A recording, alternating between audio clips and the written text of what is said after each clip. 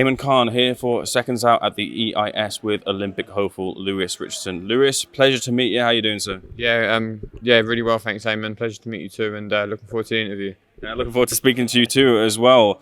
We were just talking about a little bit about my background beforehand, but I know a little bit about yours. You have a master's degree in business management, I believe it is.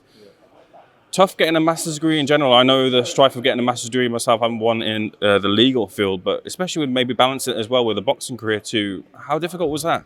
Yeah, do you know what? It was a challenge, but I see it as a positive challenge.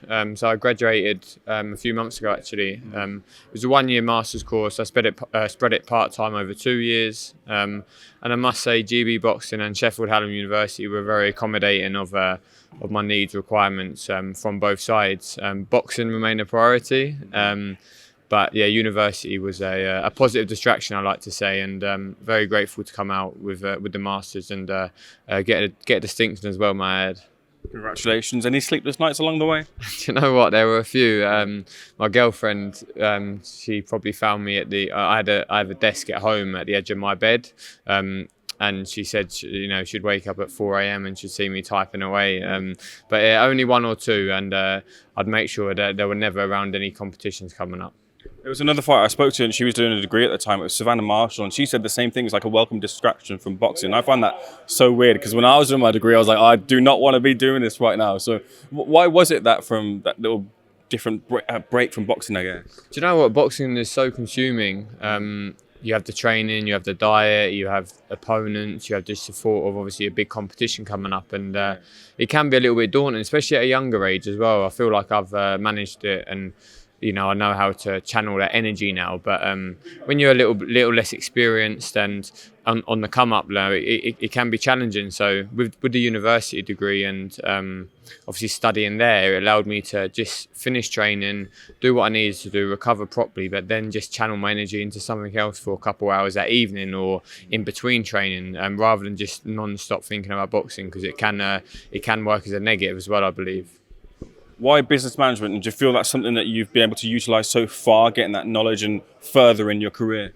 Yeah, well, I think so mine was Masters in Sport Business Management, so a perfect mix between sports and business. And I just think they're the two areas in sort of life and my career that I want to go down during and post-boxing career. So there was definitely a common interest there, and I think it allowed me to learn a little bit more about myself, about the boxing's business scene, especially as a professional fighter, which I hope to do in the future. But just something to sort of fall back on post-career, should I need it, and as as much money or as much success as I have as an amateur and a pro, I still want to do something post-career. I'm not just going to sit and be a bum. So yeah, it was just a positive sort of avenue to have.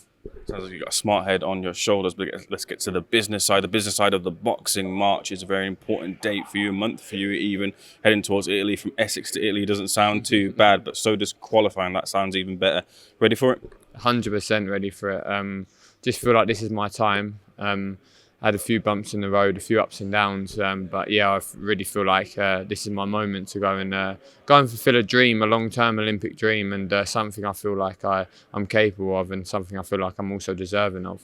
Right, those bumps in the roads that you mentioned there, who do you draw to for a bit of strength for when you need that little bit of an uplift to get you back on track? Do you know what? I have family, a girlfriend, friends at home, also support staff here, coaches.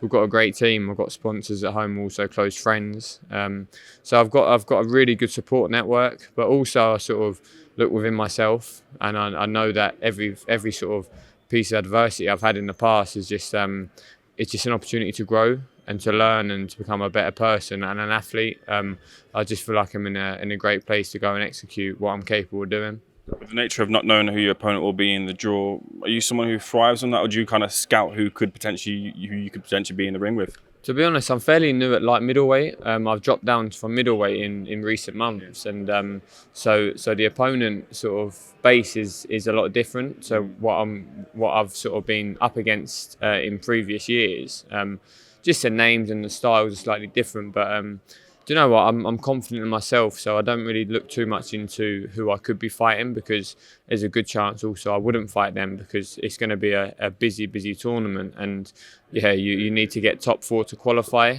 And yeah, I just focus on myself really, and I let my boxing do the talking, and yeah, I feel like I'm good enough to beat anyone in the world on my day. You like that bit of the unknown? Yeah, I think like as amateurs, whether you like it or not, you go on with it. So I'm used to it now. You know, I've had over 100 fights, and I've had over 40, 50 at international level. So you know, I'm fairly experienced in finding out who you're boxing the night before. So it's like you just got to prepare the best you can, let your boxing do the talking, and if you perform, you know, as GB athletes, we're one of the best nations in the world, I believe. And if we perform to our highest level, there's not many people that will beat us. Do you feel better dropping down the weight? I feel strong. I feel big, and yeah, I feel I've carried my sort of speed and endurance, which is two sort of strong attributes for me, and I just feel a little bit stronger at the weight and a little bit bigger. So opponents will struggle to get to me a little bit more, and I can keep them off at bay a little bit more, because at this weight I carry a little bit more power. And amongst your journey here, how much of a complete package do you feel you are in your amateur journey? Do you feel you're there? Do you feel you've got more of a ways to go?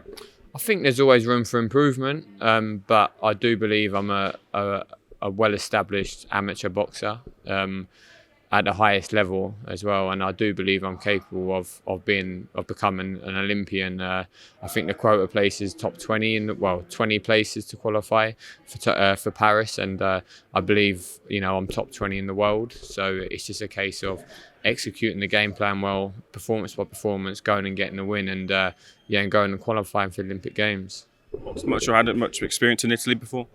I've boxed a few Italians. Like to say I've won them all, and we've just recently come back from a training camp in Assisi in Italy, which was a multi-nation camp. So got some great sparring out there as well. So yeah, preparation is good. I've been to Milan for a little city break, so there's no I've been there before, so it won't be like, wow, what are we doing here? And the beauty of it being in Milan, it's only a couple-hour flight, you know, it's only 1 hour time difference, so there's not too much change. So yeah, we can benefit from that also. If I was stepping in your shoes, I'd be completely nervous, you know, representing my country, going for the qualifiers and such, and you can't do the degree now because you've got that under your belt. So what are you doing to switch off from all the pressure surrounding it?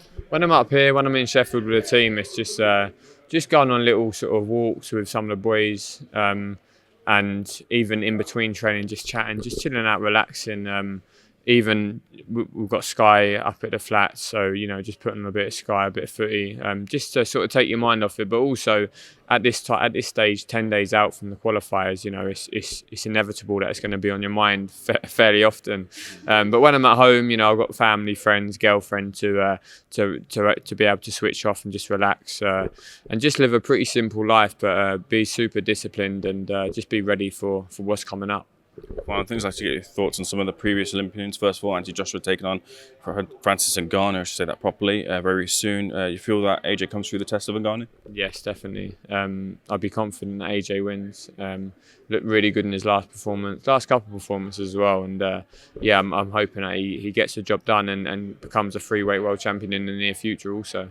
Frazer Clarke takes on Fabio Wally for the British title. Two completely different paths to get there, but you feel that Frazer has the pedigree that will really give him the foundation to get the victory over Fabio, who's had that white-collar background, probably shake that off now and deserves his own accolades as a pro to getting that British title. But do you feel that Frazer come through it? Yeah, I know Frazer really well, and I believe he's more than capable of winning that bout.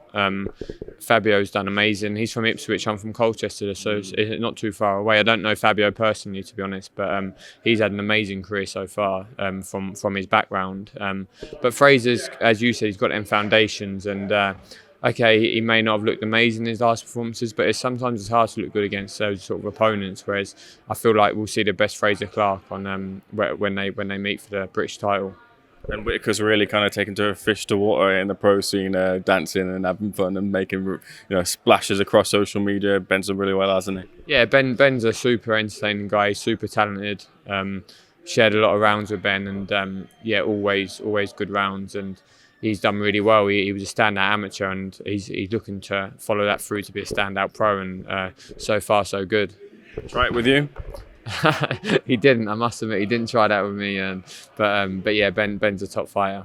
Completely agree. Bringing this back to yourself, I feel like I have to say it hushed. Does the phrase turning pro kind of ever get whispered around here? Do you have your eyes on that after this Olympic cycle? Yeah, definitely. I'm 26, same age as Ben actually. 26, born in 1997, and I feel like by the time the Olympics comes and goes, it'll be a perfect time for me to go pro and go and achieve what I'm capable of doing as a pro. Lewis, pleasure's all mine. Thanks so much for speaking to Seconds Out, sir. Wishing you all the best in March. Hopefully see you representing the country very, very soon. Thank you, mate. Cheers. Appreciate that. Good man.